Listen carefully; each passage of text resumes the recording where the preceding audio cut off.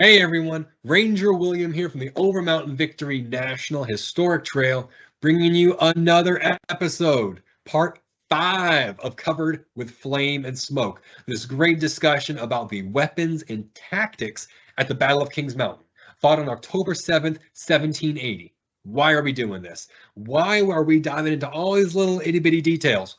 We are trying to get a better understanding of how the Battle of Kings Mountain took place. You have all these great descriptions from Sir Henry Clinton, from Governor Thomas Jefferson, about how important the battle was, how it changed everything during the war.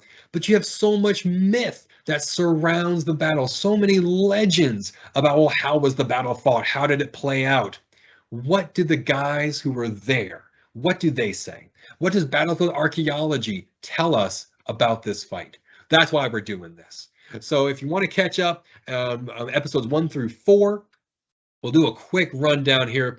We looked at episode 1, the story of the campaign, the Overmountain Victory Trail, the whole story of my trail. This is the route that these patriots took to get to the Battle of Kings Mountain. Right there, that little one beside me. We talked a little bit about them arriving at the battlefield, their plan to go into position. We talked about gunpowder, flintlocks. How do these weapons work? We talked about the projectiles they're firing. What are the big differences, the big points of these? We talked about muskets, the benefits and the negative side effects of a musket, and also the rifles. How are these good? How are these not so good for combat, especially in hand-to-hand combat? We talked about bayonets, hatchets, homemade bayonets possibly, all different descriptions there. We talked about what is this ridge like, the rocky cliffs, the circle of wagons, who are at these different positions, and we talked about the leadership, give them Indian play. What did that mean, and who are the leadership styles? So now, episode 5, we're going to talk about the massive amounts of gunfire that get going here in the fight. We included a description from Isaac Shelby in one of our previous episodes that when the battle was fully joined, he said the mountain was covered with flame and smoke and seemed to thunder. That's a lot of gunfire, a lot of musket fire. So this great map here from the American Battlefield Trust showing you kind of some of those positions and how they kind of closed in, squeezed that loyalist ridgetop camp. Let's talk about the fight. So let's get into it. Various accounts describe this battle as taking about 15 minutes until all sides are fully engaged. So you have a few of the scouts, Isaac Shelby's guys, moving in from kind of the, we'll call it the west-southwest. Talk about them killing a few of Ferguson's scouts before being spotted. The Patriots looping around that ridge, surrounding, closing off any chance of escape. Also, any chance of reinforcement. The much hoped for reinforcements Ferguson has been waiting on for days. But in about 15 minutes, all men are in position. All sides of the ridge are just swallowed by gunfire. Now, the lead is flying incredibly thick. You're seeing aimed rifle shots between sides, as well as this just punctuated by blasts, just thunder of musket volleys coming from the more trained loyalist troops, especially Ferguson's provincials, those volunteers from New York and New Jersey. Now, I want to share this one funny story with you. We talked about some of the South Carolinians up on the kind of the northwest side, Edward Lacey's guys from Thomas Sumter's regiment. One of Lacey's men was actually, he talked about in Lyman Draper's book, 1880, Kings Mountain and its Heroes. But one of Lacey's guys was known to not be able to stand the smell of gunpowder. If any of you have smelled this black powder, this gunpowder after it's been fired, and very strong sulfur, kind of rotten egg kind of smell, sulfur being one of the main 3 ingredients of gunpowder, but that smell would make this guy run. No matter, he was a strong patriot. He's been in it for the entire war, but he could not stand that smell. Something just about it, he couldn't do it. So as they're getting into position, his friends try to get him to stay behind. They say, look, there's going to be a lot of gunfire, a lot of smoke. Stay with the horses. We need guys to do that. Do that.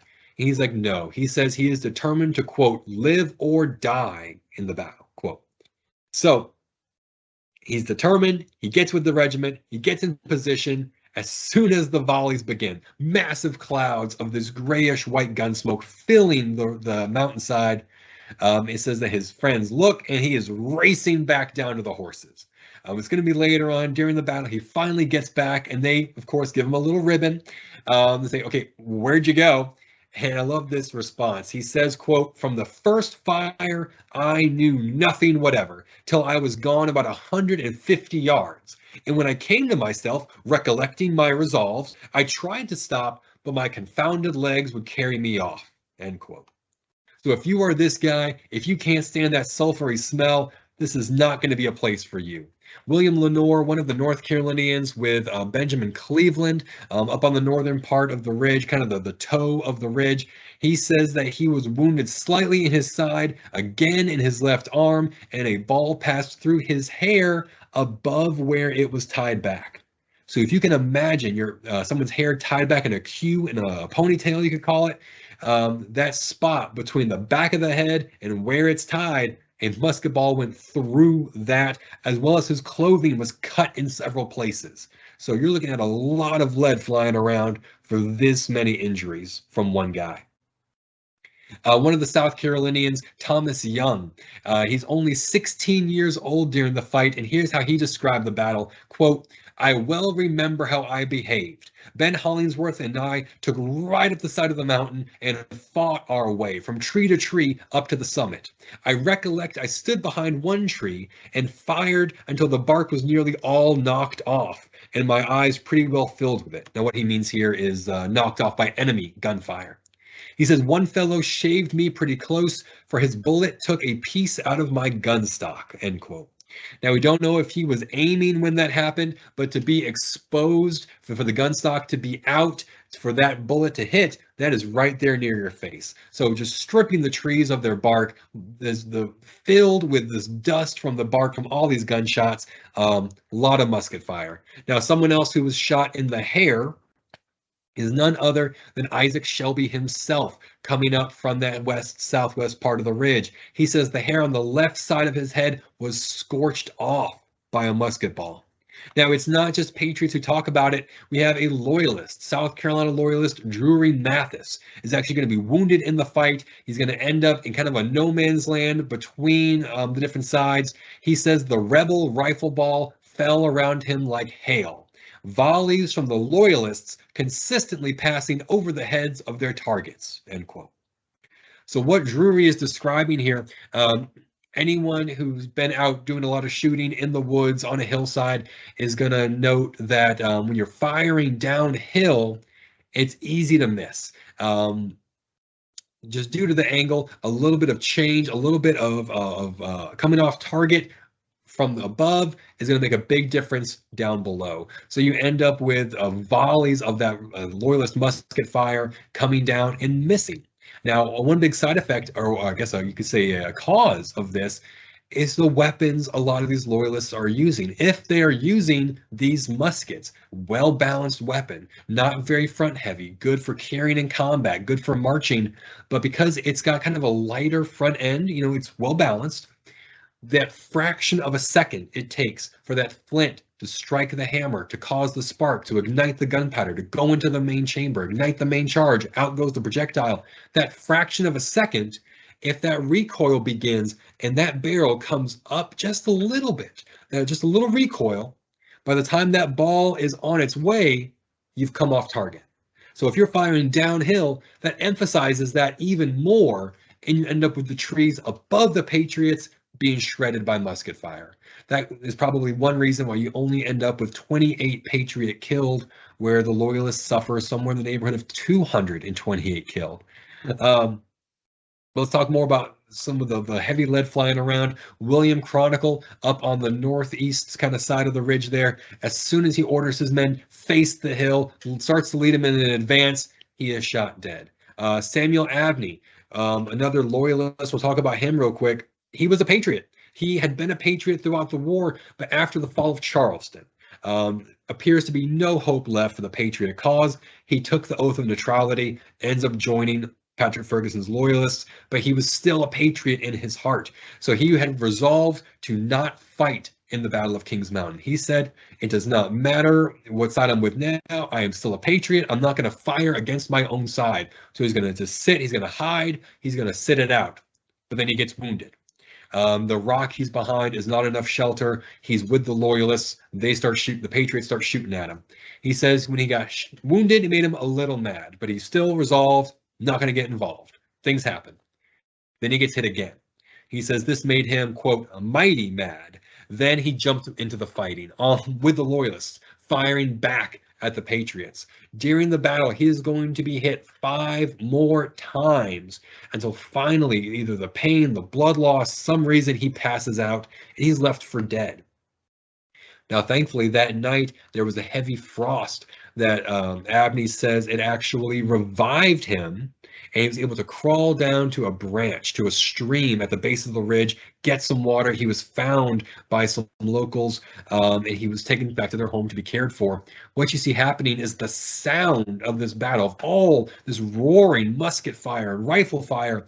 It can be heard for miles and miles. When you have both sides contain local troops and that battle can be heard, their families are going to worry. They're going to panic. You have accounts of wives, of parents, of siblings and children, just people pouring into the battlefield after it's done, seeing if they can help, seeing what's happened to their loved one, and if they're finding these wounded men, trying to care for them. Now, another casualty we'll talk about is William Giles, another South Carolinian under James Williams over here on the northwest side of the ridge. He says he actually got shot through the back of the neck and he fell to the ground. Now, his friend, seeing what appears to be a very grievous wound, his friend's not moving, he vows to avenge him and he gets into the fight again, only later on to see William Giles rise back up off the ground and resume fighting. Giles says the ball had only hit the flesh in the back of his neck. He says that he had been creased. So if you want to take a second, feel the back of your neck there. There's not a lot of room for error when you've got a bullet passing through. But William Giles was lucky enough that he was only creased. And jumping back to Thomas Young, another South Carolinian, he says, quote, I had no shoes and of course fought in the battle barefoot. And when it was over, my feet were much lacerated and bleeding. I fired my large old musket, charged in time of the battle with 2 musket balls, as I had done every time during the engagement. And the recoil in this case was dreadful, but I had not noticed it in the action. So there you have this great account just talking about firing 2 musket balls every time he fired. So that possibly aiding this idea of how heavy, how thick the lead was here. Now, not only is this going to be just massive, just spraying musket balls everywhere, but let's talk about accurate rifle fire. This great image by Nance, I'm blocking his signature there, but showing the rifleman here. We talked a little bit about the accuracy of the rifle back in episode 2, some of the things that these shooting exhibitions would show off, British officers being fascinated with marksmen, but this marksmanship is going to be shown by both sides during the fight. These accounts are where we get our idea that there were a lot of hunting rifles, a lot of marksmen in the Loyalist militia, as well as the Patriots coming up the ridge line. Now, the rocky ridge that we described by Shelby and Robert Campbell, having those rocky cliffs, this is going to create great firing positions for the Loyalist militia along the ridge. Now, however, despite that cover, you have them surrounded. Patriots are coming up from all different angles. So even though you might have good cover to, maybe your front, your main direction, here comes Patriots from different sides. So these converging angles, overlapping fields of rifle fire, they're going to take effect. And by the end of the battle, Lyman Draper records that there were over 20 Loyalists found kind of wedged into these good shooting spots, wedged into the rocks, but they were killed, shot in the head as proof of the accuracy of these Patriot riflemen. Lyman Draper also said he found several times that you had descriptions of some of the bodies of the riflemen found where they were still squinting as if they were still aiming their rifles when they were hit. That's how quick these rifle shots are being exchanged here. Robert Campbell, again, his great description of the battle, he says, quote, Ferguson, being heavily pressed on all sides, ordered Captain de Peyster to reinforce some of the extreme post with a full company, meaning the provincials. He marched, But to his astonishment, when he arrived at the place of destination, he had almost no men, being exposed in that short distance to the constant fire of their rifles. He then ordered his cavalry to mount, but to no purpose. As quick as they were mounted, they were taken down by some bold marksmen. End quote. So I mentioned a little bit the American volunteers, these provincials under Ferguson from New York, New Jersey, Connecticut, these trained men, kind of experimental how they're being used. About half of these guys having rifles, 20 or so of these guys having old naval cutlasses turned into cavalry. Here you have some descriptions of those guys being shot to pieces, possibly because they were marching together, possibly because they have some form of uniform. We're not exactly sure what the uniform looked like at the time of the battle. A couple different ideas there, but they can be picked out. Those are easily not militia. That's not your local brother-in-law or your neighbor. Those are the trained soldiers. So they're good targets for these riflemen like you see here in the painting. So not only do you have a heavy amount of gunfire being poured down here, again, the mountain covered with flame and smoke, but riflemen like this, picking at each other, marksmen on both sides. We'll get to a couple more descriptions of some of that friendly, kind of not so friendly fire, neighbor against neighbor, brother against brother. We'll get to that in a later episode. But this is in episode 5, talking about not only the amount of gunfire going on here around this wooded ridgeline, but also as picking each other off, deadly marksmen on both sides, and lead flying very thick. So again, part 5 of Covered with Flame and Smoke, Weapons and Tactics at the Battle of Kings Mountain, October 7th, 1780, the main target, the main goal of the Overmountain Victory National Historic Trail, and the Overmountain men, Yadkin Valley Patriots, other Piedmont Patriots, getting involved here, finally catching Patrick Ferguson and his Loyalist army at this ridgeline. So thank you for watching. I hope you enjoyed.